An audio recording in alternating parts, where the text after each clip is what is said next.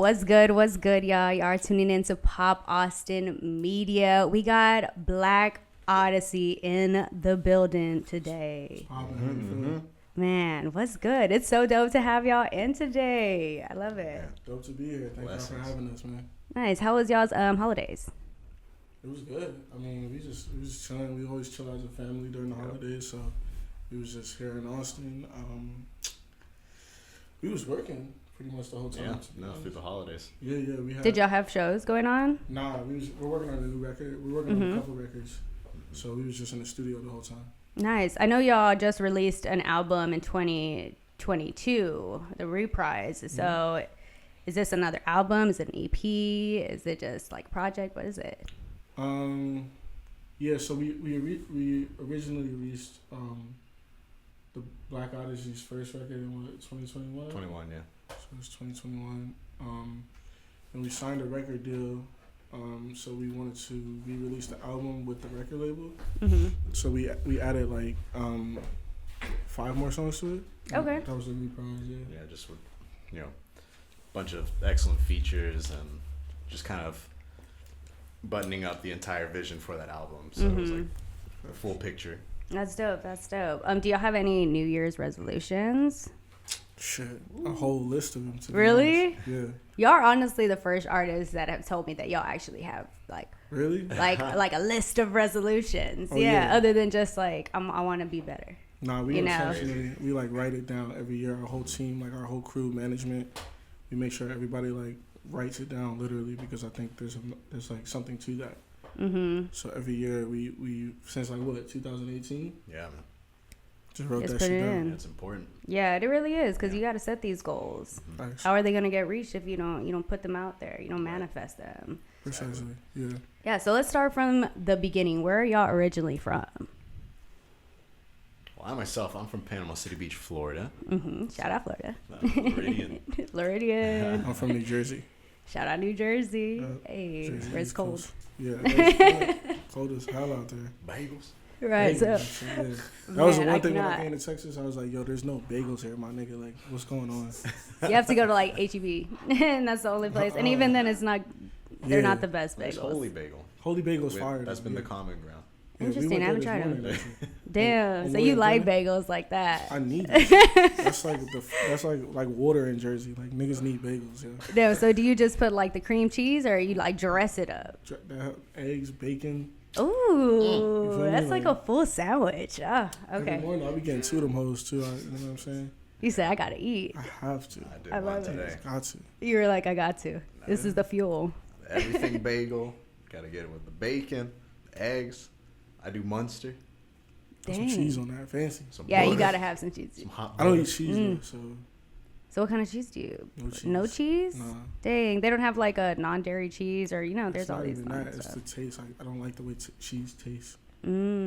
Texture wise or just like the taste? Nah, like I don't like cheddar cheese. So okay, you know what? I'll eat cheese and mac and cheese.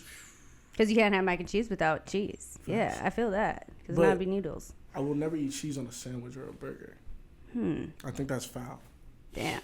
Like it's like meat. You're like you're messing it up. Yeah, like I want to taste the sandwich for what it is. Yeah. Don't throw no cheese on it. You know the cheese can be a little overpowering, and to me, I'm like, cheese. I love cheese. But you have to think about it.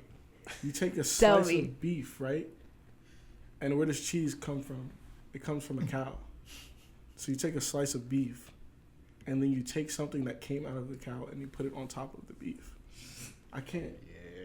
What if it's goat cheese? Then that's even worse. Oh my gosh. Because then you're taking a goat's milk and putting it on top of a cow's ass. I feel like it just isn't it. Udders. Dang. Okay, I feel it. Like now I'm just going to be thinking about that when I'm eating cheese. And then that's going to fuck you up. You're never going to put cheese on a burger again. Watch. I don't know. I'm like a nacho cheese lover, so I'm like a hot Cheetos and cheese. I don't give I can't fuck with it. I don't know why. Hey, you do your thing. To each their own. What about you, Alejandro? You like cheese? I mean, yeah. You could do it. They call me the Cuban Hoover. So okay. Legitimately, I'll eat. Like I love trying anything. Yeah, he really be eating some other shit sometimes. That's good. That's good because when y'all go on tour, you're just gonna eat whatever. Not crickets though. No, chitlins too, bro. Remember my Ooh. You couldn't do it. I took him to the Black, No, I mean, the I Black had Christmas, yo. He opened a pot of chitlins and he was like, "Oh shit!" You're like, that's not it. It smells like actual dog shit. Yeah, it was atrocious, but I don't get that shit, bro. Do you I eat haven't- chitlins? I love them. D loves them, and me For no. real? Yes. that's actually crazy. D's passionate I about love them. them. You Yeah. fuck with menudo, you know what I'm saying? I honestly don't like menudo. I like pozole. Pozole is really Yeah, good. pozole. Yeah, it still has a little more You flavor. fuck with chitlins, bro? I love them. He's just like, no My dad way. makes them too, so every holidays I gotta have them. The smell? Oh man, I love everything about them.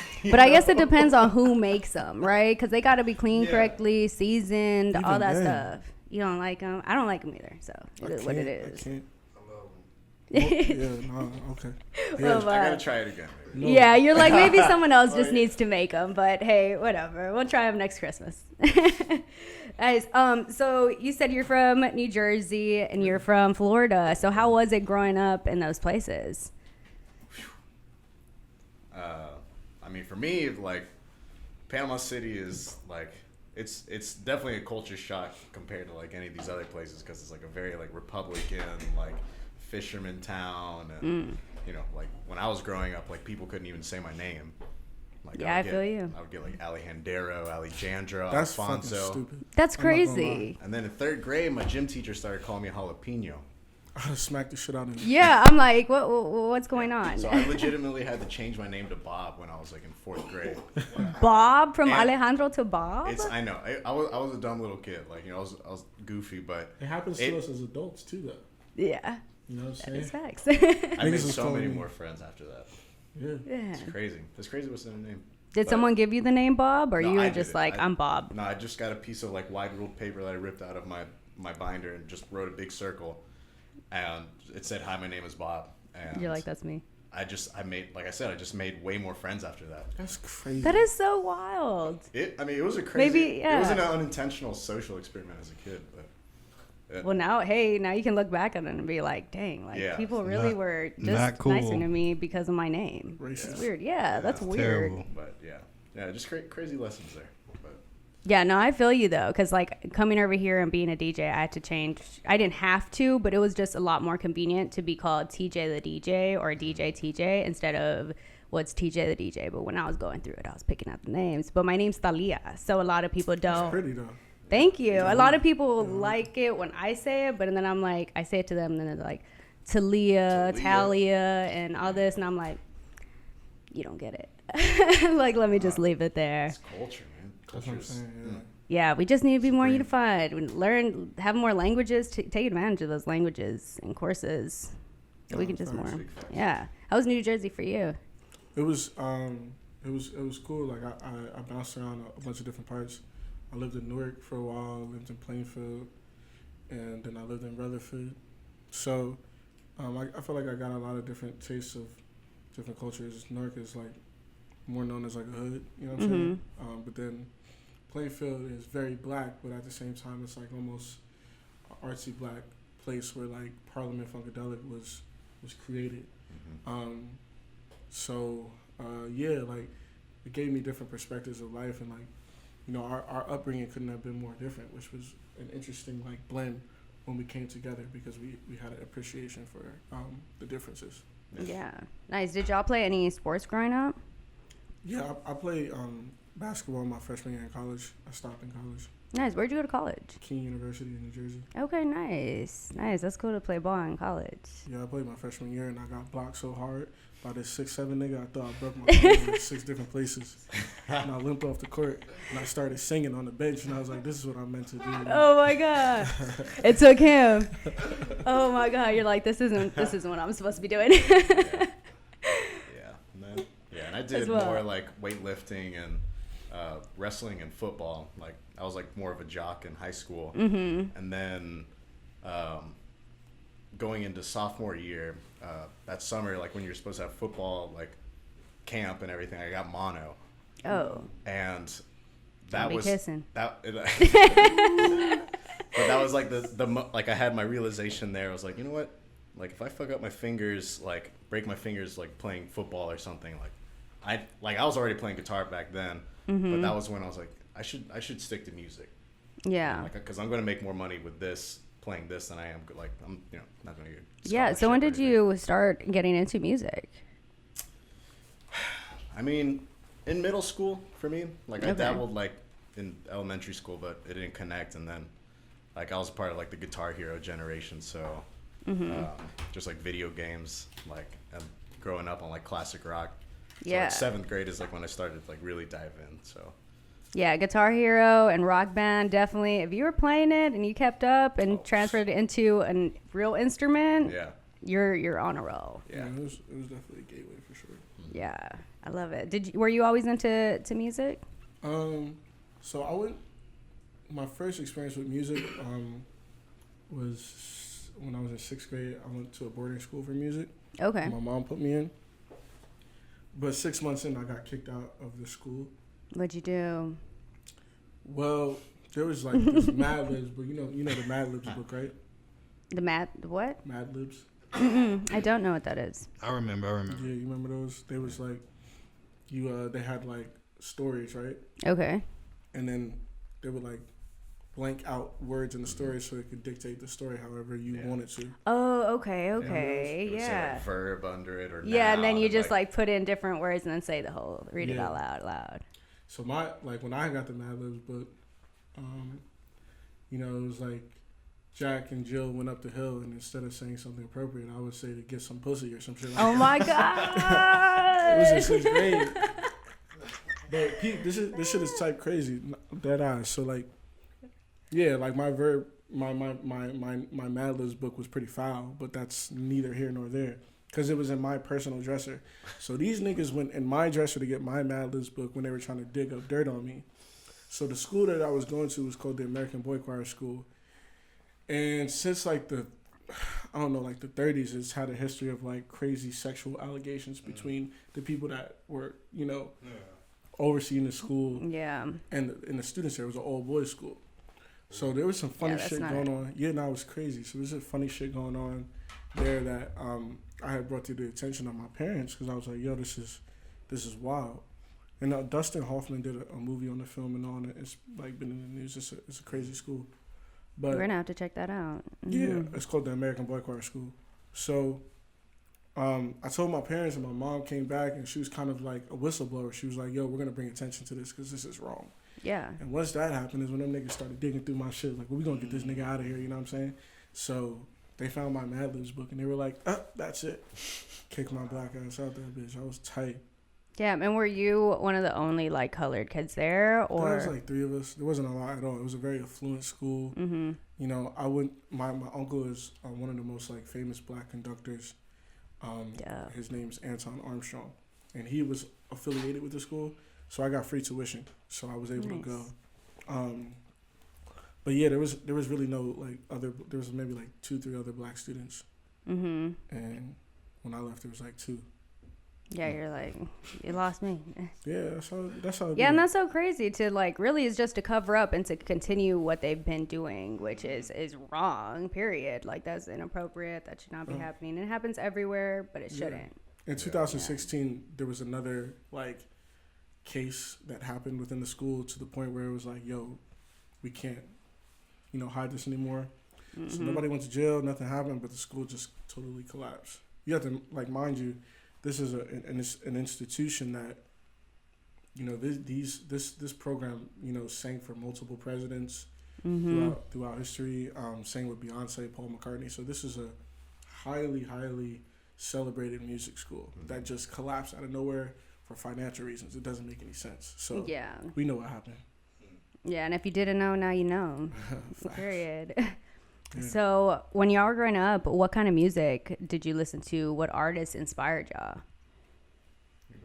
Personally, my dad, I guess my first experience with music, my dad had this red Volvo and used to be driving us up and down the New Jersey Turnpike wherever he was going to work with him or he was taking us from school. And I remember the first few records that I was introduced to was Jill Scott, Erykah Badu, D'Angelo, Jay-Z's Blueprint 2. I was a kid when that came Outkast, Stankonia, and a plethora of other like soul records, Dave and Molly, a bunch of shit. Yeah. But that was like my first foundation on music. Nice. That's dope. Yeah, because those are good. Those are good artists. Yeah, that's my shit. Yeah. What about you? Yeah. Well, I definitely came up from a different world, but like luckily, like from an earlier time. So like I was very much like a 60s and 70s baby. So like the Beatles, like Led Zeppelin, Jimi Hendrix. So like a lot of like what's deemed as like legends of that kind of music. But you know, like also like my dad was showing me stuff like Eddie Palmieri, which is like a classic like salsa, you know, director, and then Willie Chirino, but mainly like the classic rock world and blues. That's like what you like kind of gravitated towards. Oh yeah. I was a total like, I dressed like the 70s in high school and like. Nice. You know Yeah, what I pulling mean? the rocker look. I like it. Yeah, I went through the phase too, so I'm like, I'm here for it. You wasn't listening to MJ? Oh my. You're like, hold on. I got I didn't hear his name. I didn't hear his name. No, MJ, he's really like one of the GOATs for sure. Like, Yeah, and I think that's where it's like, oh, let me try to make sure I get all these other artists, and then it's like I'm not forgetting him because he did. Like he influenced probably everyone in the music industry in some type of way. Oh, absolutely. No. Yeah. Yeah. Prince Just too. his Yeah. delivery, like his fire, like is unmatched. You know what I mean? Like he's the way that he can express like just like human emotion is crazy to me. So Yeah, and being able to dance and to be able to connect with the crowd and then sing at these notes, that's talent. I love it. Yep, he been. So let me see. What inspired y'all to get into music? Like to actually take this to the next level? I think like for me, the inspiration for like creating music, that's what you mean, right? For me, it was like a bunch of things. Like I always wanted to figure out how to provoke emotion in people. You know, that's always been like a goal of mine. And it started off with like just being a curious kid and like seeing what I could say to like provoke emotion in people. So that was like the original, you know, want to get into music, and I found that music was able to provoke emotion in me very well. So I always knew that I wanted to take that route, but I was into sports, I was into acting and a bunch of other shit. And in high school, you're generally like distracted by everything else, so you're not really thinking about your career. Yeah. But I had a brother that passed away. He was killed by a police officer when I was living in New Jersey. Sorry about that. It's Appreciate it. horrible to hear. So that was like one of the big like turning points in my life that gave me like an actual reason to want to provoke emotion behind, you know, music. You know what I'm saying? So that was like my like want. Nice. Yeah. yeah. And as far as me, I'm super blessed in that like my parents are very supportive of like what I wanted in life. Like they let me, you know, like explore my curiosities and you know, and definitely a big specific. My mother, she's a professor at Florida State University, and she teaches teachers how to teach with like the premise of like, you know, you have to find passion in life. Like no matter what it is, like find your passion and like give everything you got to it. So like from the start, like she was always like nurturing that and instilling those kind of values in me. So, you know, just like through sports and like art and like trying to find things, you know, guitar is like the thing that like spoke to me like on the deepest level I've felt for anything else. Yeah. So having that premise of pursuing your passion and like giving everything you have to like music or something has been like my driving factor. And then like my father, you know, he's also like, he's like a very logical guy. So he was like helping me get the tools I needed to like, you know, go into it. And then Just very supportive. yeah, it's important. Need it. It's important to have those people in your life, you know. Yeah, so you'd say that your parents like were big inspirations Absolutely. in your life. Yeah. That's dope. 100%. Yeah, we love it. We love it. We love the support, period. So for those who are confused, is Black Odyssey a band or is it a solo artist? I mean, it's us too. We started Black Odyssey together. We've worked with a plethora of instrumentalists around the country. Yeah, amazing instrumentalists. Yeah, a lot of great ones. A lot of not so great ones. But, always comes with it. yeah. You know, me and Alejandro have been by each other's side on this project through so many ups and downs. So, yeah, it's just us, to be honest. Mm-hmm. Nice. And what is y'all's story? How did y'all start this journey of Black Odyssey? We was, we could both kind of tell pieces of it from different perspectives, but it was 2015. He had just coincidentally moved from Florida. I had just moved from New Jersey. And we were both doing our own thing. He was in a different band at the time, and we were both working like day jobs, right? Mm-hmm. I was working at Dillard's at the time. He was working at a pizza shop, and I would go into that pizza shop during my lunch break. And I remember one day I ordered some Zeppelis. You know, we would be cool. He would always end up serving me because he worked that shift. Mm-hmm. And I remember I ordered these Zeppelis, and I was like, "Yo, you want one, my nigga? Because, you know what I'm saying, this is a lot." And he was like, "Shit, all right." So he grabbed the Zeppeli, and he ate it right there, and I was like, "My nigga, you can do this." Yeah, this is my friend right Yeah. here. We just created this I connection. love food. You're like, I can't say no. Yeah. And Those it was things just rock cool, too, like, you know what I'm saying, offering, you know, do like some food and shit. And, you know, we just like, from then on, it was like, you know, graduated from like a simple to like, yo, what's good, how you been, bro? Mm-hmm. So I overheard him talking about some music with a different customer. So he came over to my table and I started asking him about it. And I was like, yo, what do you do, blah, blah, blah. He said, I play guitar. I was like, damn, that's crazy, because I've been looking for a guitar player. Mm-hmm. And I had played him some of the tracks I was doing. And then he sort of was looking for that. Absolutely. So I let him take it from there, you know what I'm saying? Yeah, I mean, because up until that point, like, I'd really only been exposed to like the rock world and like I said, like 60s, 70s, and then like, you know, like all the newer bands too. But there's a part of me that always gravitated towards like soulful, like intentional music, and like, you know, obviously one of the common threads for us is funkadelic. Yeah. Which kind of like touches like on a lot of the things I just feel inside of me. Just like, just like, just awesome, dirty music like that. You're like, I feel it. Yeah, like, yeah. This is where I'm supposed to be. I'm very much like a feelings type person. So like, like soul really is important in that aspect. But yeah, so like at that point, like, yeah, we started exchanging music, and he was showing me music like D'Angelo and like The Weeknd. And what's crazy is like right before I met him, like literally like a couple days before, like I typed in like most soulful album on Google, because like I was like, I just wanted to know like what Google said. And like, you know, obviously there's like Isaac Hayes and like Marvin Gaye and all that stuff, but there was Frank Ocean, Channel Orange, and I was like, you know what, I'm gonna call Waterloo Records and like order that vinyl. And like, I never listened to it. And then when we started like talking and everything, he told me that like Channel Orange was one of his favorite albums, and like Frank Ocean was a huge inspiration. And it's like, it's just y'all like fitting together like the perfect puzzle. Yeah, like, that's great. Yeah, it was just like awesome chemistry, you know. It's even more crazy than that, because like we started just talking about each other's lives, and like found out that both of our moms were my mom was also a teacher, so like we just like started finding like different commonalities in each other, and you know, it's been crazy. Yeah, it's been a good journey. Yeah. That's what it sounds like. That's great. Yeah, and then at the same time, I was showing him like you know, the rock world, like Led Zeppelin. He thought Led Zeppelin was a person. Oh, you're like, it's a band.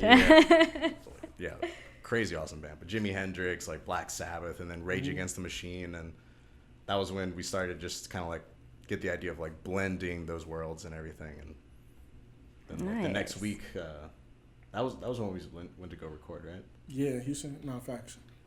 So it was like within like a week that y'all like got in the studio already. Yeah. We went out to Houston. I had just met Beyonce's dad, randomly as fuck. So how'd you meet him? Through my father. Just connections, like, yeah. Economical shit. He had like a business development thing he was working on. My dad works in that space.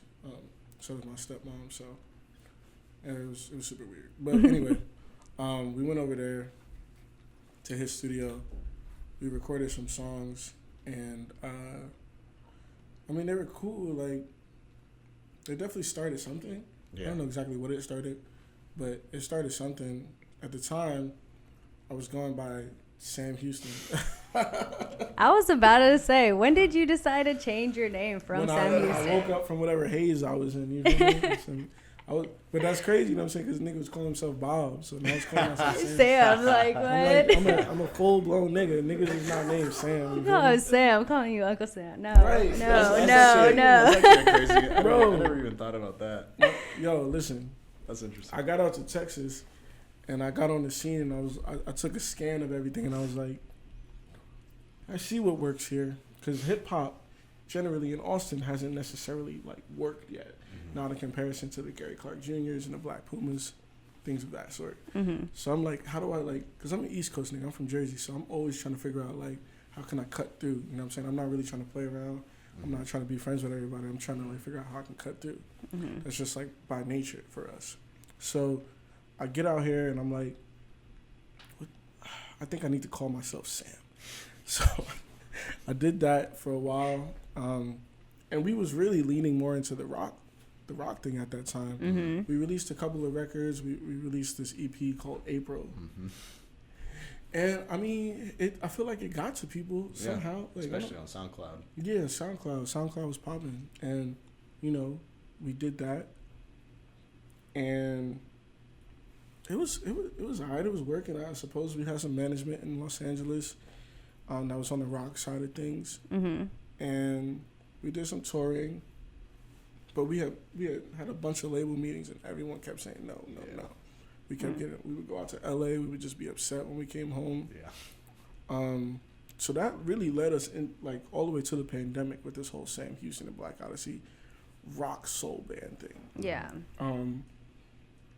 I think everybody thought it was weird. Like, we thought it was weird, to be honest. Yeah, it was like putting in the both genres into one, or like what was the weird part about it? Just it didn't mean anything. You know? Yeah, just the lyrics and just talking bullshit the whole time. We just had like a really crazy live show. Like we were like, you know, because we're both like very much like entertainer types. So he would just screaming like on this mic, just like wailing, wilding in that bitch, bro. Yeah. I'd be like hopping out of the crowd, like jumping and shit, swinging from shit. Yeah.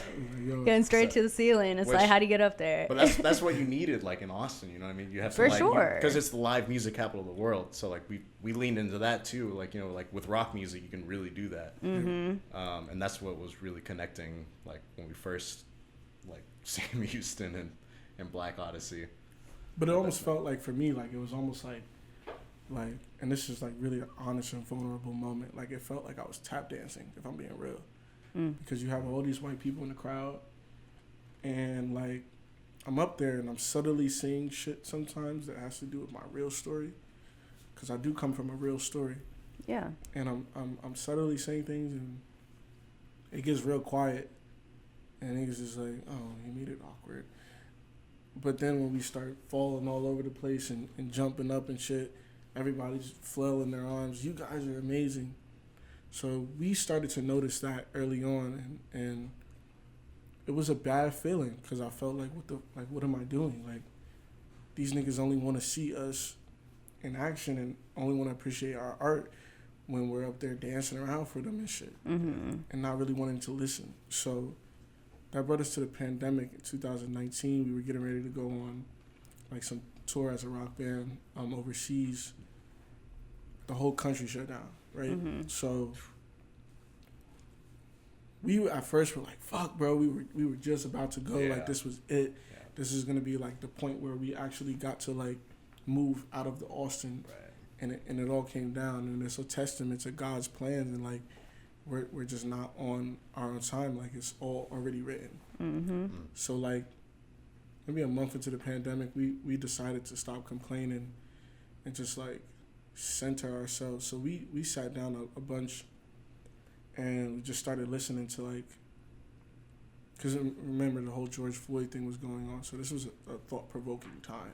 Yeah. And we were listening to a bunch of Nina Simone and just music that was created around the time of oppression for Black people. So we were going through that, and we were just diving deep into it, and we had just I had a homie that I actually went to that same school with, the American Boy Choir School, 6th grade. He had called me during the pandemic. He's like, "Yo, what's going on, bro? I really like the rock thing, but you know, you've always had this knack for like soul music. Like, why don't you start doing that again?" And I was like, "I don't know, man. We got good at this rock thing." So we talked on and off for a while, and I was just like working on producing shit. So I'd always made like hip hop beats and soul beats, but I just would never use them. So I was doing that, and I decided to just start throwing demos together and just like send it to him. And he had just got a job with a new management company during the pandemic. So he sent it to like the higher up manager, and he was like, "Yo, we really like what you guys are coming up with. Let's get on the call. Let's talk about this." Nice. So, we you know, long story short, we ended up getting with a new management team who really pushed us in the direction of like urban music. And they were like, "Yo, y'all are really good at that. So why don't you do that?" So that's when we started making Black Vintage. And we worked on it through the pandemic. And I think like it was pretty slow moving, but then my bro Ali from TDE, who, you know, we were always like, I think an album that always had a special place for us was To Pimp a Butterfly, for sure, from Kendrick. You know, so I'd already known Ali from working on that. So my bro Ali got a hand on it, and you know, he got his ear to it. And he's like, "Yo, let me mix these tracks." So he went and mixed 2 songs on the record. One was called Hang Low, the other was called Funkentology, which gave it a nice PR push, because it's like, oh shit, like, you know, some of the people from Kendrick's campus tapping into what these young kids are doing out in Austin. So from there, you know, a lot of other people started getting hip to it very early. And when I say a lot, I don't mean a lot, but some really more cool than people. the usual, yeah. Yeah, more than the usual. So we finished the record out. We signed with a very small, you know, distributor out in Los Angeles that had some cool connects, and we released the original Black Vintage in 2021, which sort of sparked more like movement than we have ever seen. You know, leaps and bounds. Yeah, no, I mean, it was crazy to us at the time. Yeah, so it was like really different when you put that out. Was it like crazy kind of seeing the difference of the audience that you were getting from when y'all were doing rock and then now doing soul hip hop? I mean, it was flabbergasting, honestly, because we were like, damn, we should have been doing this the whole time, because we had the capability to. Especially outside of Texas too. Yeah, that's what it's just like getting like DMs like just from like obviously like LA and New York, and even like, you know, like our biggest market like thus far is like London. Yeah, the UK. I mean? They show love. Yeah, they really do. And then people, you know, just seeing people post videos of like doing their life like with our songs behind it, and like that was 2021. So that was like, all right, cool. This is starting to work. I'm excited. I'm starting to like meet with some of the people that, like, you know, Channel Orange was our favorite record. So I met with Omos Keefe, who you know, produced all of Channel Orange, and went up to his studio in LA and sat with him, and I played him the music, and he really liked it. And just so many other people that I have looked up to like are starting to hear about us up in 2021. So, you know, that was it's a great accomplishment. Cool. Yeah, that's so dope, because it's like it's meeting your idols, like, and that's just creating a connection where it's like, this is where I wanted to be, now I'm in the position to see how they got to that position. Absolutely. Like, now it's my turn. Yeah, I love that. So was that when y'all started realizing like, hey, I think we got something, like we can really do something with this?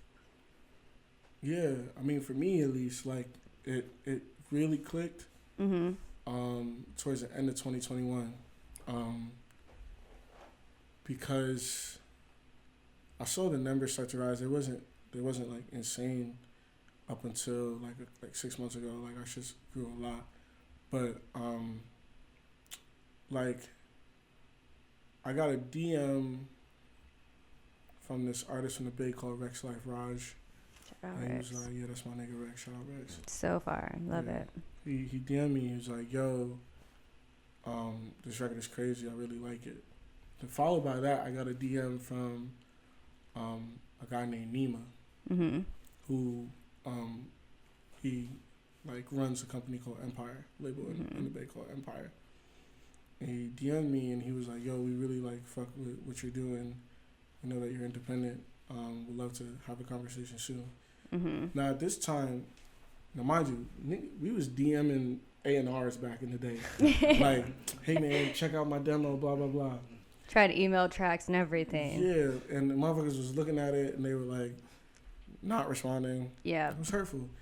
But after we had dropped Black Vintage, it was the first time that we seen like, hey, my name is such and such. I'm an A&R at Interscope Records, or hey, my name is such and such. Now they're reaching out to y'all. Yeah. Like that's definitely a different feeling. It was crazy. So at the time, I'm not really paying attention to all of this because my management team is very like, don't answer DMs to A&Rs. Like, let's just keep working because by the time that we are where we want to be, it'll be like them clawing, not just sending DMs. Mm-hmm. So we were very intentional about being patient in those sort of situations and not like being thirsty, which Yeah. is super important. Patience is key. No, Really facts. is.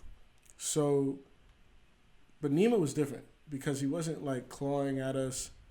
And a lot of these labels is just like, what's the word? Like, it's like a numbers game for them, or it's like, Turn and burn. yeah, it's like, I'm gonna just keep grabbing at this and whatever. Yeah. But he was different. He was like, yo, I'm gonna fly out, come sit with you, and let's talk about your career.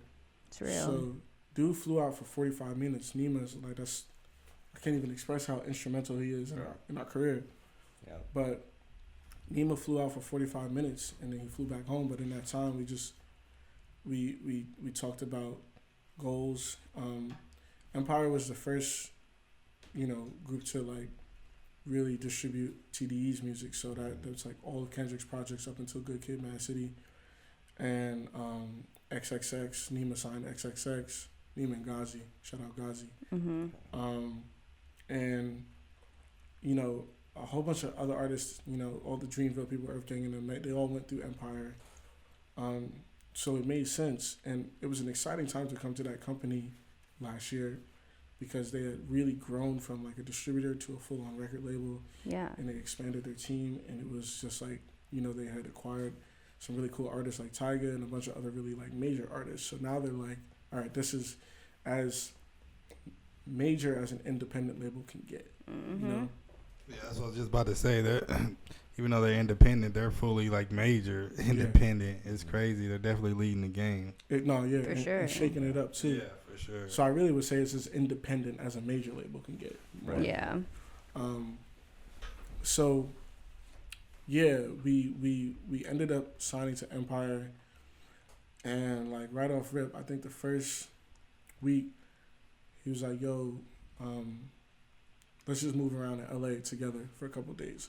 Mm-hmm. We could talk about that, later if you want to know who we're working with now and shit." But he just moved us around, and whatever happened, we decided to re-release the album this time with a record label because that would make more sense, Yeah, to have all that distribution. Exactly. Yeah. Exactly. Let us know. So what is working with a distributor, a record label? How does that benefit y'all as a group differently than when you were independent and funding it completely yourselves? Oh,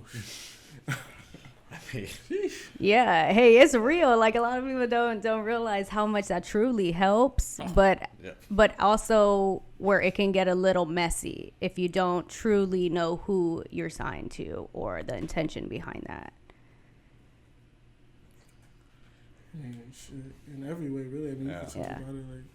Yeah, I mean, obviously that's when we've just seen everything change, because it's it's like as much reach as possible, because like you have a network of like teams that are like working to put your stuff out there, and Or a Right. literal staff of like 150 people Right. that are working for your record. So it's like my phone book increased by 150 people. Yeah. It's like, yo, like we don't even know who's working our back end most of the time. There's just way more brain power. Yeah. You know what I mean? So it's like you're gonna get to that common takes goal. a village. Well, because It really does, yeah.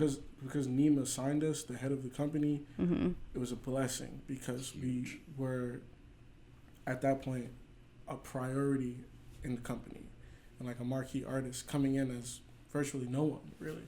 So, but he saw something different in us, and he was like, you know what? When you come here, I'm gonna make sure that you guys are a priority in our roster.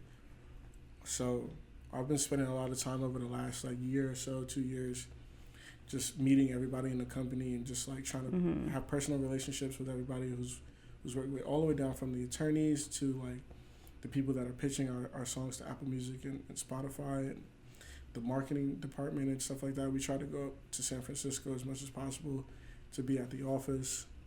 And really, like, we were so fucking broke before. Like, I remember it was 2019.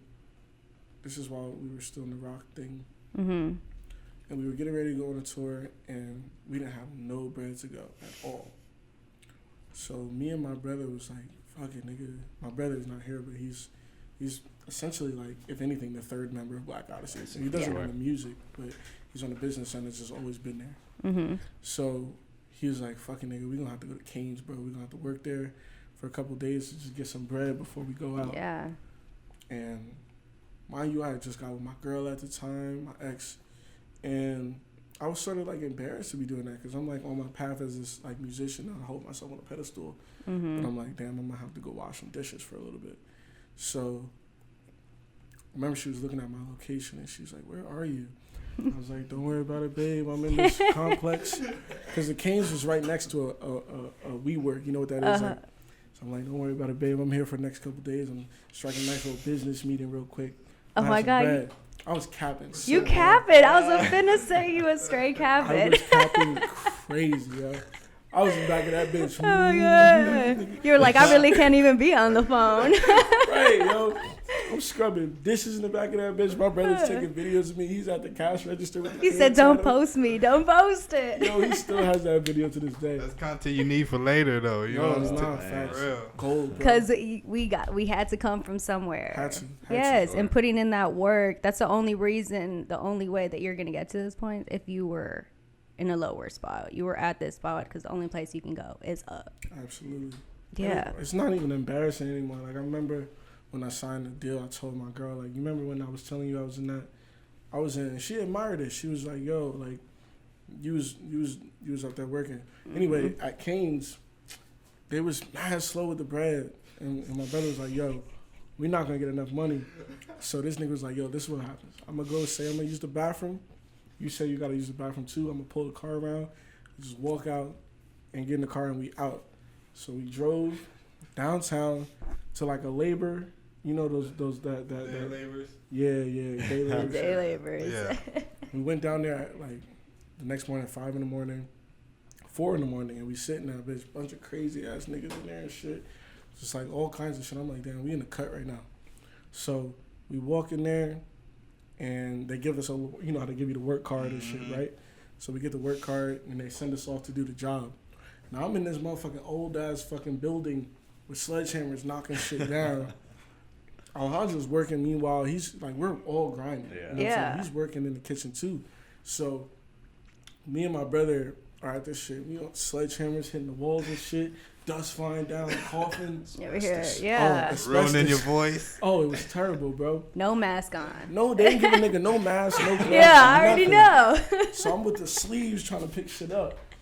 And all right, so we work 9 hours that day. 9 hours. Get back to the labor office in the like towards the evening. We give them the card that we fold out, and these niggas was like, "Good work." Handed me $75. Ooh. And they handed my brother $80 because he drove there. And nigga, we just sitting there in the office just staring like, yo. Like, are y'all for real? Like, I'm like, yo, did anybody else get $75 for 9 hours of working this bitch? it's just crazy. Yo, it was insane. Yeah, I would have been shocked too. I'd have been like, Are you serious? I got blisters, calluses gonna be like, I'm sure like your hands, I would have been like, I got a cut. Like I can't play with my guitar. It hurts. We were fucked. So the next day we went directly, because those are third parties. So it's like people hiring work agencies to do it. So the next day we went to the actual person and we were like, yo, they paid us $75 for all the work that we did. We was in this bitch slaving. Yeah. So he was like, damn, that's insane. And then he was like, all right, I'm going to give you guys $100 per day. So he was like, damn, that's not a lot of money, but it's more than 75. So we said yes. Yeah. So we worked the next 3 days. We got, 300 each, 600. And there was enough to at least get the gas in the truck so we can get on the road and make some money when we play shows. Yeah, what a story. That's crazy. That's crazy, yeah. 75 beans, my nigga, that shit was bro. For 9 hours, like I can't even imagine Hard that. labor. It's hard labor. Yeah, 9 hours. I just can't. I'd be like my face, my hands, like my body hurts, and I got $75. Like, Is that even legal? I don't know. That's what everyone needs to. We need to do that research because that don't sound like it should be legal. Like that's too much. That's so wild. Okay. God is good either way. Yes, and there's always a plan. There's always a plan. Like everything, it happens so you can laugh about it and appreciate the times we have now. We've had to learn to laugh at those kind of instances. Because we're blessed. Sure. We're alive. Why not? Been through so much. That same fucking month, we got hit off for. Like y'all been tested. Jesus. Wow. All day and night. That same tour, like we were in, we were in San Francisco. It was like Wow, that's crazy. like one of the last cities. And then we got robbed. Oh my gosh! Like your whole vehicle, the van was broken into. They took my underwear. They took everything. They took my guitar. That's the sad thing is when they take the guitar, they take the hard drives, like laptops. Laptops, everything. Oh yeah. But like the whole thing is what the underwear. Like really, you ain't got no drawers now. Like that's sad. Like what? You're not gonna go and sell those drawers to someone, or maybe it's on eBay. Look it up. Black Odyssey's drawers. It'd be so wild. Oh, he died. He just got a brand new Telecaster. I'm talking like this nigga was like in bed with the chick. Like he loved this guitar. Yeah, I love guitars. Like I wouldn't have left it in the van. Like I literally, when we go places, I take my stuff. 15 minutes. We were like in a restaurant. Minutes. Oh. Within like 15 These niggas minutes. is professional. Yeah, like they had been like watching y'all, seeing. Yeah. That's so. That's so sleazy. Yeah. Now every time you go on tour, do not leave anything in the van. Just order, drive through. Yeah, I heard that happens safe. a lot though in San Francisco. It's notorious. It's Yeah. the most like car break per capita or something. It's because it was Seriously. decriminalized, so it's just a misdemeanor now. Wow. Insanity. So that's interesting. So everyone over there, make sure you don't leave anything in your car. Like that's really it, especially important things. I would I wouldn't leave my guitar anywhere. Like that thing's on my back. Like taking your dog. Like that's the kind of It's your relationship. baby. It's like I have like a genuine like relationship with like these instruments, like because they all like bring out different like feelings out of you, like like, the different pickups and everything, and they're all, Man, what a journey. that's crazy. Been floods. We've been. Oh yeah, and that was in the Black Odyssey era too. Yeah, that's right. Our release shows For the first album in New York. We was in a van driving into I had this favorite Brazilian spot in Jersey. It was raining crazy that day, and we drove under a bridge, and there was water there, but we didn't know it was water in that bitch. Like it was water, so we drove into it, and the van just stopped in the middle of the water. Now I can't swim, and I don't even like water, so I am like my shit is pumping. You're like, this is it. I'm gone. The electric wash. Yo, and everybody's just sitting there, and then we're like, and water starting to seep through the sides of the. And then the water starts coming in the car because it's raining hard, so the water is rising. I don't know if you saw the picture; it was on the news and shit of like Austin Chronicle had posted or whatever. Dang, I'm gonna have to look it up. Yeah, just look up Black Odyssey flood. That shit's right there. Black like. Odyssey flood. Literally. But Damn. it was like, luckily we got out the car because after maybe like 15 minutes the car was underwater. Yeah. So we got out the car, niggas is swimming. I am water up to here. Up to here, bro. I'm dying. You're like, I'm about to have a heart and attack. not only is this water, this is New Jersey, Newark street water, right next to the train station. Doo-doo water. So this is that's really the what most it is. putrid water. Like, who knows? Train station water. But like having to wade in water like this, like luckily I was in the very back seat and my guitar was on the very top. This is a different guitar. So you're like, so I'm like, no. I took it and I'm going like this. Jawan's yelling. He's like, he's like, we're gonna get electrocuted.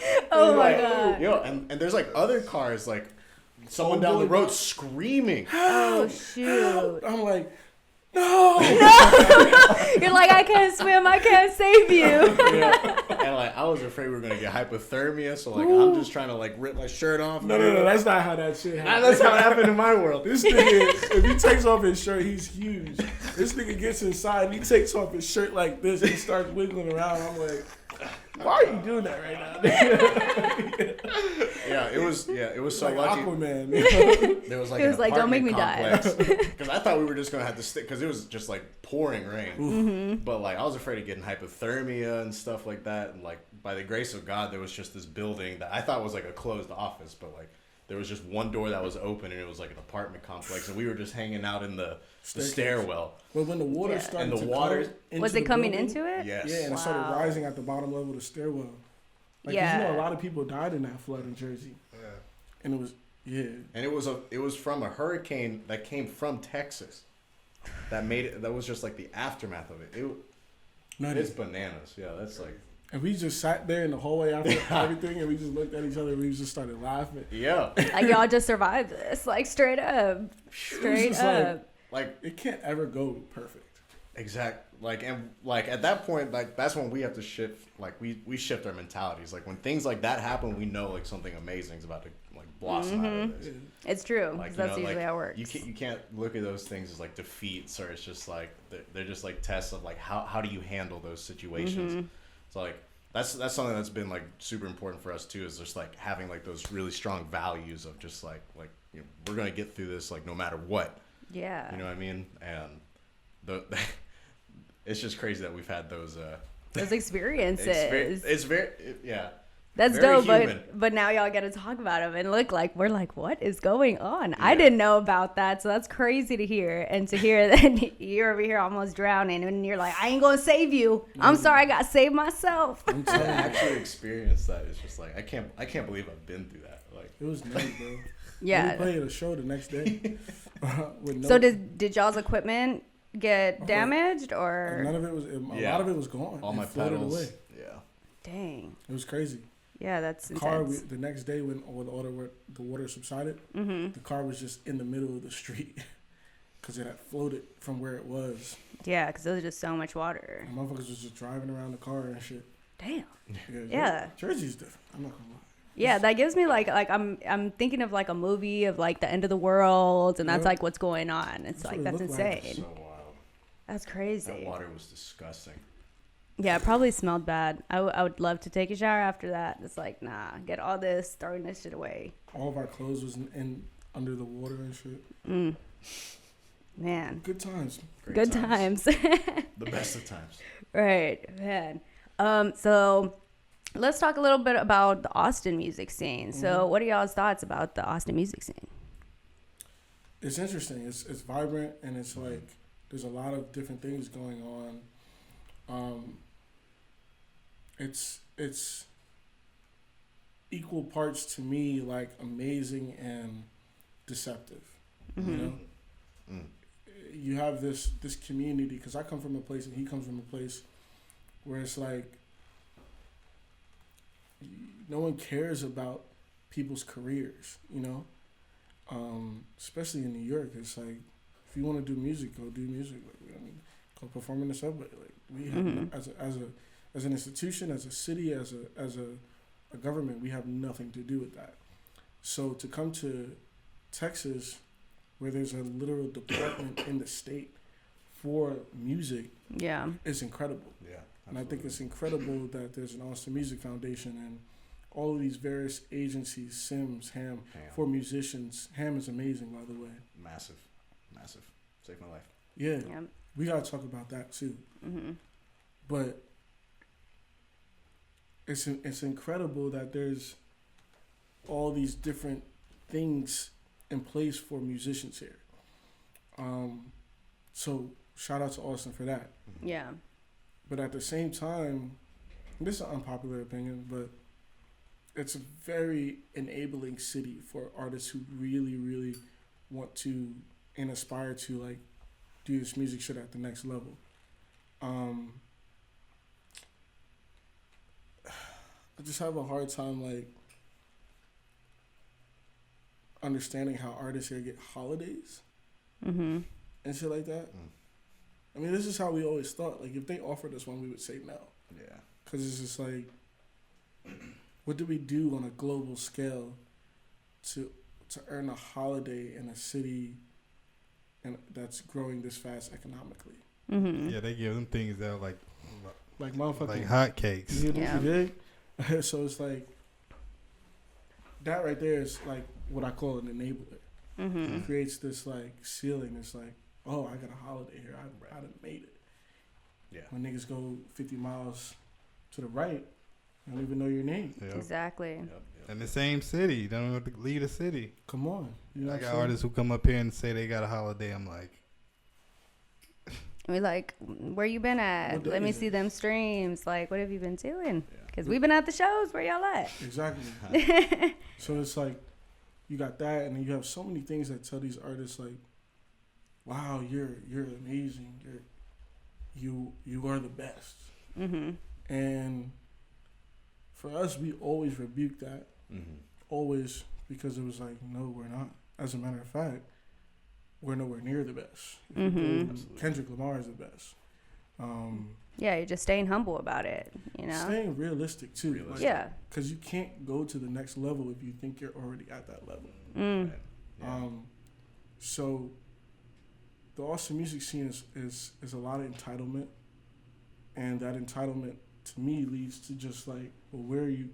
What's next for you? If you're Right. if you're the, I don't know. You Yeah. talk about it. I mean, it's just such a self-sustaining city. Mhm. Like you can you know, obviously with like rising prices and everything, like, you know, like it makes things harder, but like you can really be a self-sustained musician here and like be so comfortable that like you don't have to go out to these other cities, and you don't get like the world view. Like if you're trying to like move to a bigger level, like you have to like go outside of Austin. You know what I mean? Yeah. Because, you know, It's very different, and I think we had a local record label in here a few days ago, and that's what they were mentioning was how different it is in going on tour and going to these other places because they have booking agents.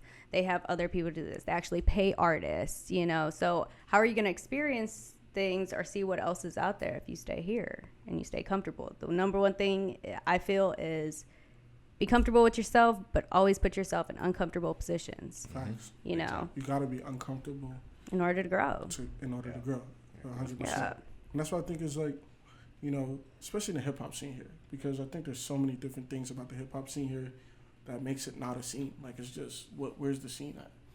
A lot of niggas get upset with me when I say that, but it's like it's just facts. If you go to Los Angeles, you have a legion of scenes in hip hop, you know, that have been culture pushing and, you know, have been unified to a point where it's a movement. And I think there's a level of culture here in Austin that is being pushed out and is being forgotten. And I'm not from here, so I can't speak too heavily to it, but I could see the gentrification on the east side. And like, where are the representatives of that? Like, what are the niggas here talking about? You see rappers, you got rappers like, you know, if I'm gonna keep it a beam, bro, like only one I know that's like moving outside is, and I could be wrong, obviously, but like me and Quinn are signed to the same label, so Yeah. I know Quinn, you know, is moving and shit, but like otherwise, I see too many niggas talking about I'm this, I'm that. And the it's hardest. I'm the hardest. These other niggas is trash, and I'm like,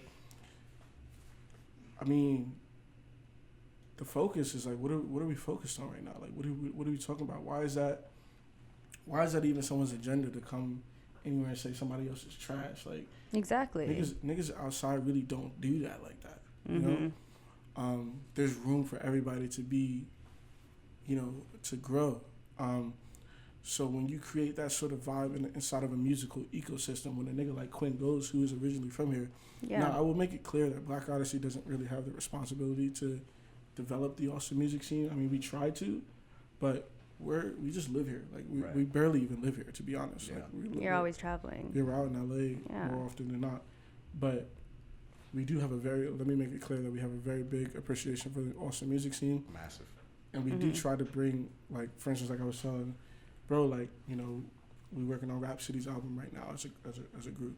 And executive producing that, so we made sure that, you know, although we're ducked off, we're not just out there, but like we're working on it in Austin. She's here, and we try to bridge the gap between actual industry and Austin. Yeah. But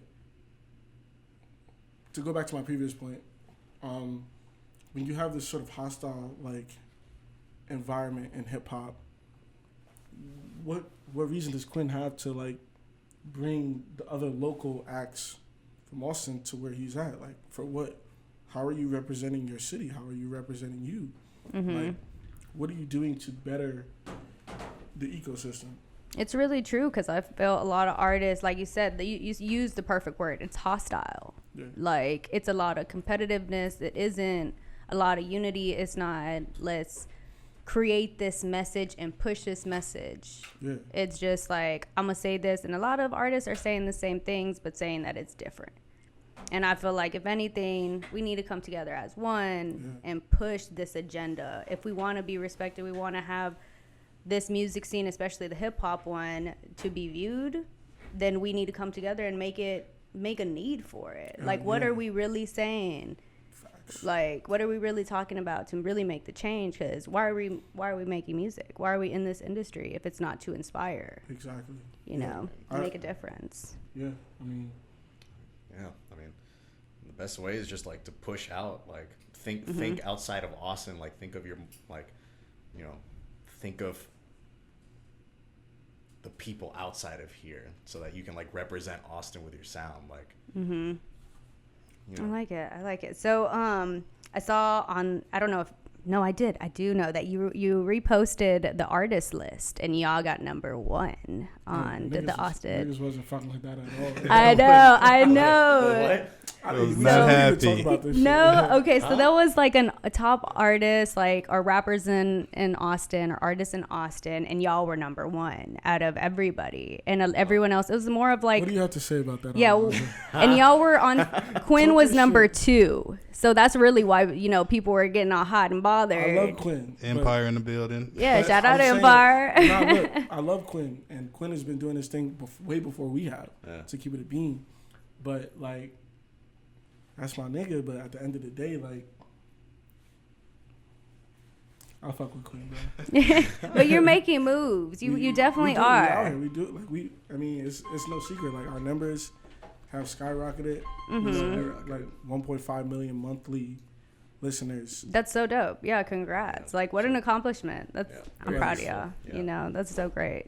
But when I seen that shit, I texted Quinn and I was like, bro, niggas ain't worried about a list. Like, you're on, I'm on. Anybody behind us, should it just be like trying to figure out, like, it's not. But yeah, I seen the comments. Niggas was not fucking with that. Yeah, they were mad. They were like, what? And who is this? And I'm like, y'all don't know who this is? Well, maybe. I saw your comment. I appreciate you. Yeah, hell yeah. Because I'm like, one thing, I show love no matter what. I appreciate every artist and their artistry. But one thing I'm going to stand up for is when you're actually doing something. Because a lot of people want to just like talk their talk, and it's like, but you didn't do your research. Like, have you not seen? Like, I appreciate what y'all been doing, the traveling, the touring. Y'all have gone through these experiences and have still come out on the the bright side. Canes, nigga. You know, y'all were at Canes. Y'all were over here in the labor. Like, turn up. Like, I appreciate that. And I think more people need to appreciate the journey and not just be like, oh, it was hot and he's hot because I like him. It's like, no, like there's also different genres and there's billions of people in the world. So you can't just be this one person or this other artist. I don't think you can base like with that list, like, I mean, not to sound arrogant or braggadocious in any manner, because we're the least, absolutely, you know, we're very opposite of that. But at the same time, we're very proud to be leading the fleet here in Austin right now. So when niggas like in LA, like it doesn't matter who it is, like TDE, Dreamville, like people know who Black Odyssey is at this point. Period. And like we're going into the rooms, like we're working on some really cool records with a lot of cool people, some cool collabs on our record, and we're proud to be like in a positive manner, like leading the fleet in Austin. And we do it gracefully too, so it's not like, you know, so we try to show love as much as possible. Absolutely. But it's like when niggas is like, oh, who the fuck is that? You know what I'm saying? It's like, well, nigga, who are you? Type right. shit. Like, let's talk about that. And it's like, and then when we figure out who each other is, like, what's gonna make me like put you on with such and such? Like, we started a JV label called Earthchild with Empire, where we have the ability to sign artists, and they've given us that space because we've always been innovative in like creating what's the next thing. Right. Yeah. So Emerald Soul, who's an artist here in Austin, is getting ready to sign a full-blown record deal in 2 weeks with a major label, because we've been able to like move that through.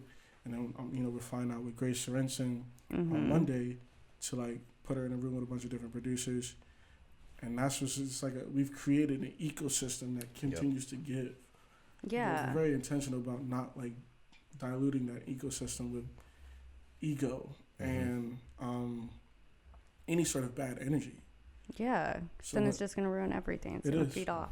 That is facts. Yeah. Shout out Grace. She's doing her thing. I love her voice. I love her vibe. Yeah, she's going off. She's gonna be really. This is gonna be a good year for her. Absolutely. Yeah, it definitely is. So, how do y'all feel about the rap drama? Like how we were saying that everyone is kind of at each other's throat in a way, you know? It's just comical to me. I'm just like, especially within Austin, because it's like niggas fighting amongst themselves, not knowing that other niggas is in other markets getting ready for war. You know what I'm saying? Like, these niggas is going in LA. I know so many artists right now, whether they're whatever verified, they're known. I know niggas that are crazy out there. While we're over here, I'm beating on my chest and shit. These niggas is over here like really making music, like working. Right. Yes. Yeah. So I'm listening to niggas, you know what I'm saying, talking about I don't even rap. I'm like, it's definitely a shock. It's like, what's going on? Like what? Getting lost in social media. Exactly. All right. So if that's not what y'all doing over here in Austin, then that's why we don't compete. That's why we don't compete with Atlanta. That's why we don't compete with Houston. Even we don't compete with LA. We don't compete with New York because we're too fed up in this little bullshit, bro. Like this. Yeah, stuck here. Yeah, it's stupid. So yeah, we definitely need a new artist to really pop out of Austin, because the last one we had is Quinn, and what was that? That was 2019, I believe. 2020. You know, like who is next? Yeah, I mean, are we all gonna stay here in Austin and still fight with each other? It's comical, and it's like, well, no one else is waiting on Austin to get that shit together. As a matter of fact, niggas say Austin. I'm not from here. So when I heard of Austin, I was thinking like horses and dirt roads and shit. And that's the perspective of it. You know, it's changing obviously now, but you know, people don't think of hip hop when they think of Austin. And unless Austin wants that to change, you know, we need to like figure some stuff out. Like, create a movement. Yeah, for sure. Nice. So what are your thoughts also on the murder rate in the hip hop industry? Because there's so many artists and rappers that are getting killed multiple times. We have PNB Rock, we have Takeoff, we just had Big Scar. Like, yeah, what are y'all's thoughts? Yeah, we were just in LA when that PNB thing. Yeah, that shit was nutty. That was. It's crazy. I remember like speaking of the empire thing, this is how like oversaturated the murder is in hip hop right now. I remember we never really announced that we signed, but like I think the word got out. Like Nima had been posting us, and everybody in hip hop knows Nima and Ghazi. Mm-hmm. So I remember like getting a bunch of DMs like, "Yo, be careful, bro. They be killing their artists and shit." You know what I'm saying? Obviously, that's bullshit. Yeah. But the culture behind hip hop is so insane that is not too far off to consider, because Empire is such a huge hip hop label.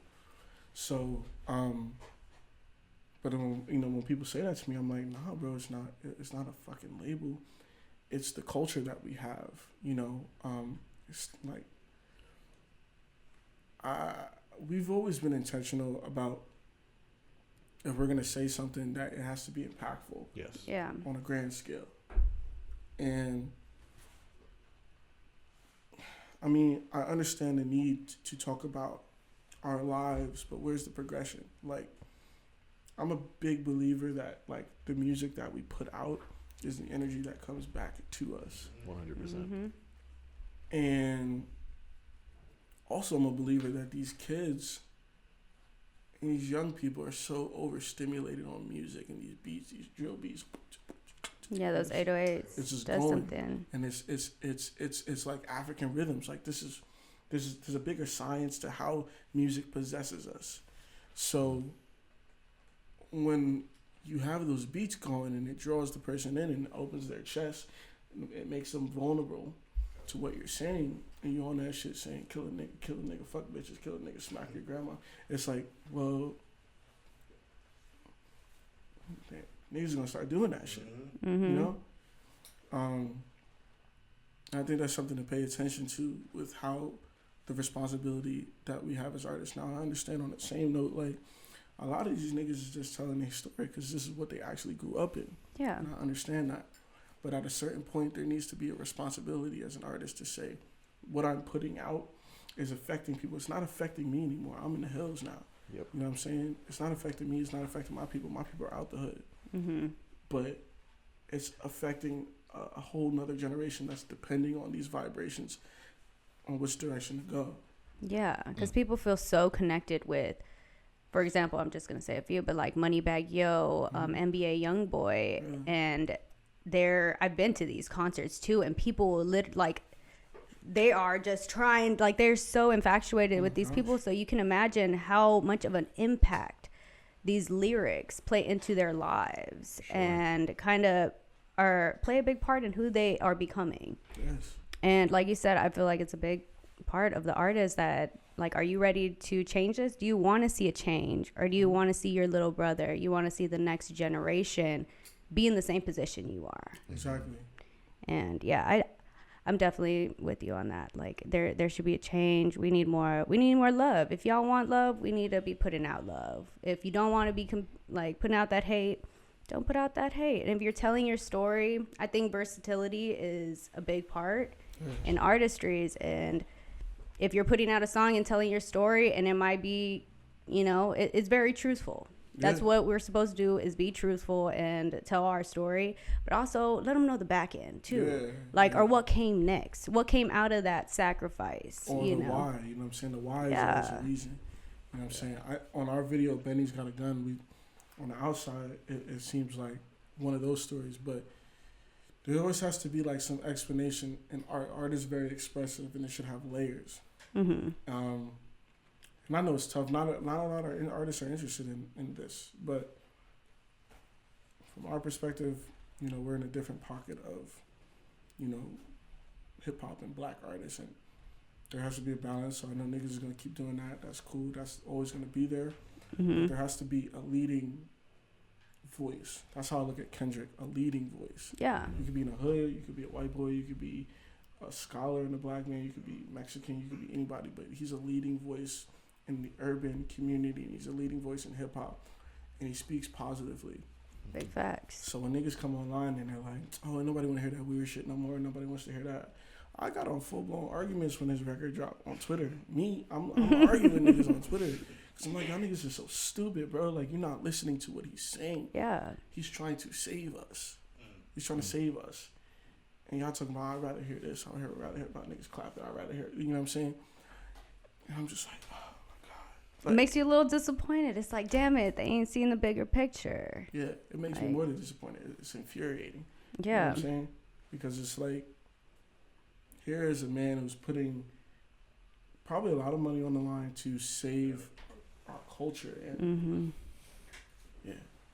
yeah, really do something. Because that's what we need. And it's like, I feel like we're so, like, we have like the shutters. And we don't want to see the light. Like, we're purposely doing that and like trying to be closed in, be isolated. Yeah. It's like, no, let the light shine in, get that vitamin D, and let's get it. Because there's a lot of good energy that we need to, like, the world needs. Right, absolutely. You gotta be open, inclusive, and everything. Yeah, we need love, man. We need love. So, how is it being nominated for the Austin Music Awards? Because I was stalking. Oh, do y'all not even know? For Benny's Got a Gun, the video. Oh, the record again. Yeah, so it's on the Austin Chronicle. Everyone go vote. Wait. Well, here's the news. Brought to you by TJ. Yes, y'all are nominated. So congrats. Come on. What a vibe. That's a blessing. The Austin Chronicle has always been really good to us. That video we did with Joey Hunt was really special. It was our first time getting into sort of like some, what do they call it when you're like, method acting is what they call it. Like when you really like get into that character, live the part. And we're getting ready to start working on a short film for our next record. But it was that was a whole experience. There was a really interesting story behind it. Benny's Got a Gun and Complex were like a 2-part video that told a story of like retaliation from a victim's perspective and then the person who's committing the crime's perspective, and told sort of a backstory of both and how both of them were kind of like victims in a sense. So that was just like us kind of sticking our toe into like the level of cinematography that we want to reach as a the standard. Yeah. That's dope. Thank you. Because, I've honestly, y'all go vote. I'm telling you, y'all go vote. We need to show love. Let's go. Yeah, it's such a vibe. Yeah. Alejandro's going to accept the award again. Right. Come up with a little. That was crazy last year. I was in Florida last year when he accepted the award. Were you like super happy? Did you trip? No, like I wrote out a bunch of talking points, and like behind the scenes, like it was like a little chaotic, and then because that year we had won Album of the Year for Black Vintage, and then also like Best Soul and R&B, and I was the one that had to take the award and everything and like do all the speaking points, but like I just got like thrown on stage, and like my phone screen turned off, and then there was like someone else's computer on there. I'm like, oh, wow, That should be dead. this is amazing. Like I was holding up the trophies like this. It was a great picture, but yeah, I totally just kind of like biffed it, but just wing it, yeah. Hey, that's dope. The other day I was watching it, he said, I know. Wow. That should be a meme, straight up. Yeah, I'm like an expressive guy like that, so it's like I love it. that's that what came cool. across, but like I didn't say anything. You didn't say anything after the No, whoa? I did. Yeah. Like just like the like thanking the musicians and everybody, but like I had a bunch of like deep concepts and stuff, But you're just good. Like it went blank. Yeah, it's it was a good learning experience, like for the next one. For sure, yeah. Grammys, bro. That's how we get that Grammy. Right, exactly. So what's the best thing about being an artist? Sorry. Oh man. And what's your favorite thing?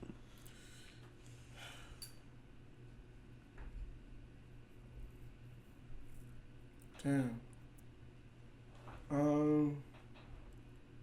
I think it changes a lot.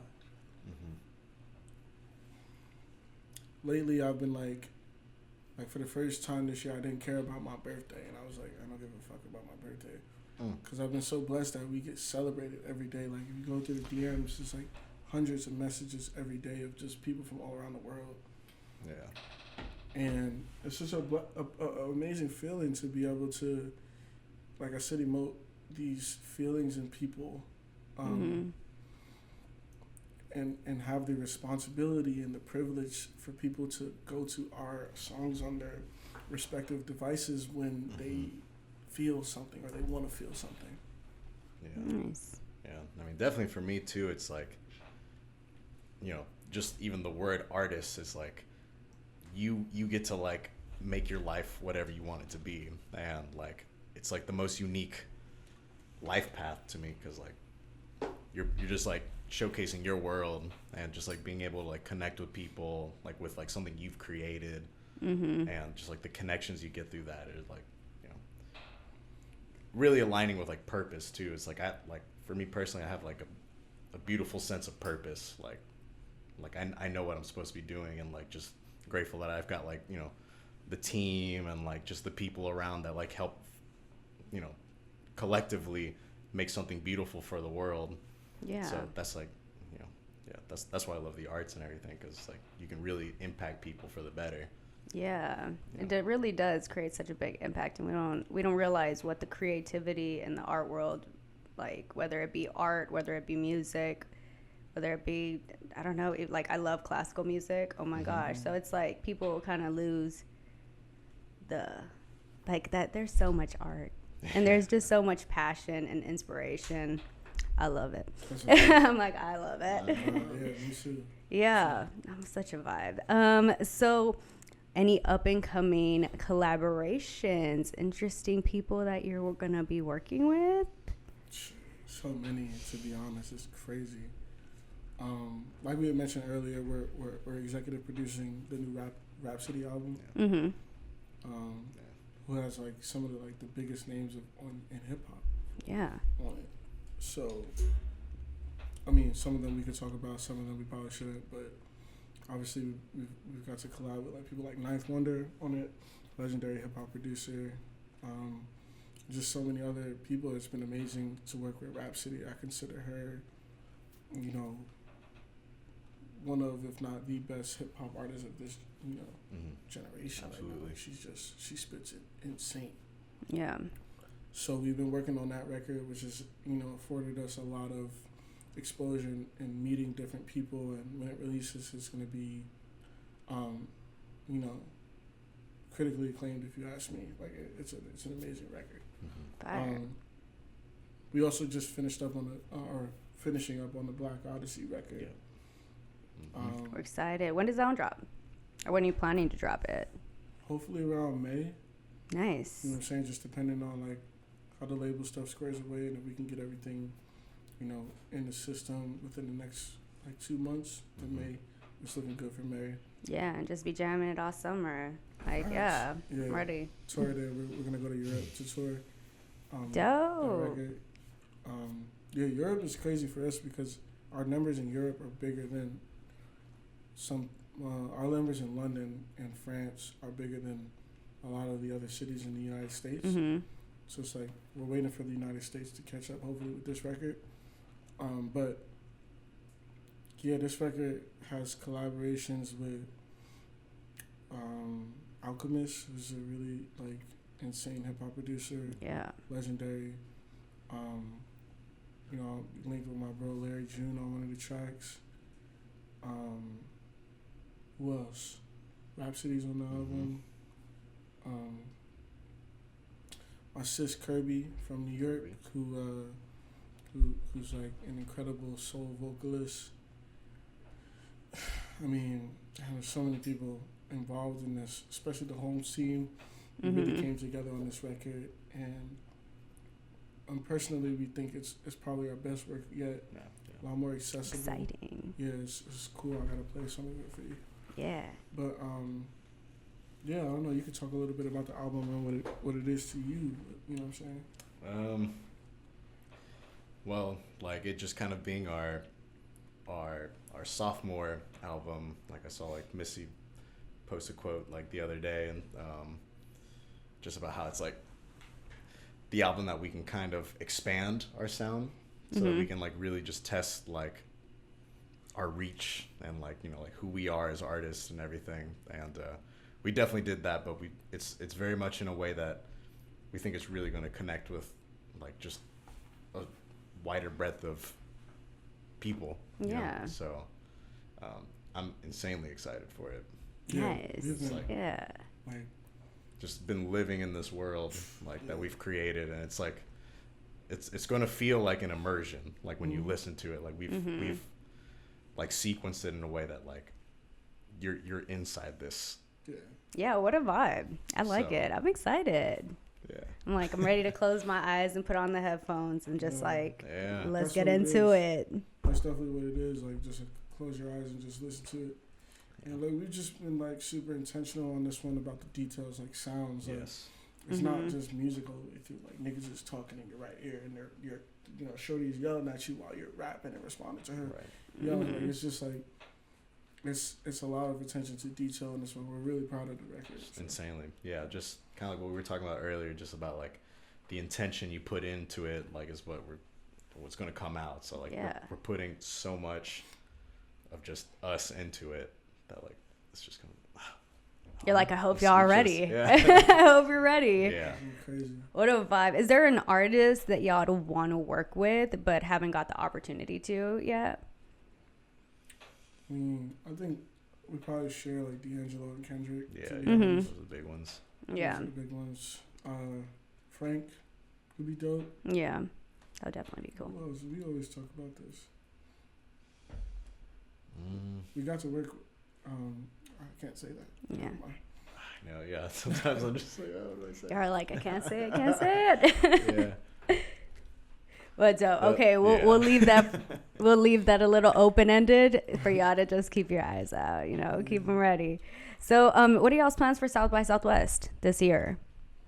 Do you have any plans with it? I mean, I think the label is Empire. Since it's around the release time, is looking to do some pretty big activations, for us. I haven't got the full scope of what they have planned yet, but we'll definitely be doing a few different shows. As always, we'll probably be over at the Firehouse. For sure, trying to yeah. create a hub there. Yeah. So we'll probably be over at Firehouse for sure. And man, we're looking forward to like getting our food business thing kicked off this year as well. Like, Big time. Nice. You are starting a food business? yeah, well, during the pandemic, as a means to make money, because no one in music was making money, we started this venture called the Soul House. And like cooking has always been a huge part of our story because it's what we bonded over. Yep. A lot of the times while like just developing ideas and conceptualizing this Black Odyssey thing. Mm-hmm. So we've always been into soul food, and as we've traveled around the country, we've always found really cool chicken and waffle spots and really good soul food spots. Yeah, Yep. that's the best. That's the best breakfast. Yeah, I'm telling you. All day. All Right. All day, not just breakfast. Come on. You're right. You're right. Because I had some chicken and waffles the other day at like 9 p.m. Yeah. Like, essential. yeah. But we've had the idea to start a brick and mortar restaurant here in Austin for a while, and now that we got the deal and a little bit of financial help behind us, we're kind of looking to like figure out the next steps on that. So yeah, like hopefully something pops up Nice. this year with the restaurant and shit. Yeah, congrats. That's so cool. And then just becoming like being an entrepreneur is just, I think, a great job. Yeah, Like, absolutely. just create what you want to create. Make businesses. I love it. Got you. So do y'all have any up and coming releases or shows that people should look out for? I will say that the first single is probably coming somewhere around February for this album. We're really excited about that track. Very. Nice. And I don't think we'll be playing until later, like Q3-ish. Okay. So we won't be playing for a while. We'll head out to Europe and do our thing out there, and then we'll be in the States as well. That's going to be for tour, right? Yeah. Yeah, nice. Touring time. Yeah. Time to spend every dollar we've ever made. Yeah, touring Big is its own other thing. Should Like, be having us yeah. depleted Oh man. of all funds. Yeah. But like when we went on tour just like a couple months ago, just like seeing the love in all these cities is like that's really It's worth reaffirming. Yeah. Like what I we're fucking doing. hate touring. I've been on a tour once and it wasn't the best. I don't like being with all these Yeah, other it's a lot, people it's a lot. and like we're crashing a van. Oh my god! I mean, I love playing. Don't get me wrong. When we were meeting our fans for the first time, it was Right. incredible. But like, bro, like the amount of bread we lose, we won't continue to lose bread though. We'll start making money. Yeah. But That's the goal. in that beginning stage, is all losses. And Right, You break yeah. even, and it's like, oh, Exactly. okay, 1,000 people showed up today. We made some money, Mm-hmm. so we're trying to get to that. We went on tour with Corday earlier, Mhm. and we just lost like 50 racks in 2 weeks, type shit. It's easy. It's easy to lose money, especially when you're moving around and trying to put in that work. Like, I feel you. It's a lot. God is good. All the time. All the time. Facts. So let the people know where they can follow you on Instagram, where to follow you on YouTube, find your music. All right, give me your personal handle first. Oh man, the Yes, personal. give them the personal. Okay, well, gotta say this right.